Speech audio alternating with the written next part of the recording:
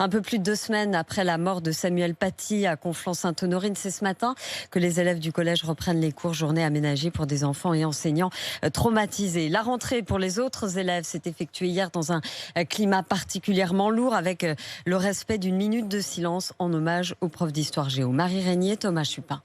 Cette matinée d'hommage, Romain l'appréhendait beaucoup. Ce professeur d'histoire-géographie avait notamment à l'esprit celle de 2015, après l'attentat de Charlie Hebdo. Il y avait un élève qui, pendant la minute de silence, avait crié à la Akbar. Donc c'est vrai que je suis rentré avec une certaine appréhension. Mais finalement, hier, ça s'est bien passé. Il n'y a pas eu un seul incident pendant la minute de silence. Et ça, c'est super, je suis fier de nos élèves. Même si les discussions ont parfois été tendues. Les remarques, c'est toujours les mêmes. C'est mais le prophète, ça se fait pas, c'est scandaleux. J'admets que je ne pourrais jamais faire valider par mes élèves Charlie Hebdo. En revanche, leur faire comprendre que c'est pas parce que ça leur plaît pas qu'ils ont le droit de faire n'importe quoi et surtout que ça ne légitime certainement pas un meurtre. Ça, oui, ils l'entendent. À Clichy-sous-Bois, dans la classe de CM2 d'Éric, l'hommage de 2015 avait aussi été marqué par le refus de certains élèves de respecter la minute de silence.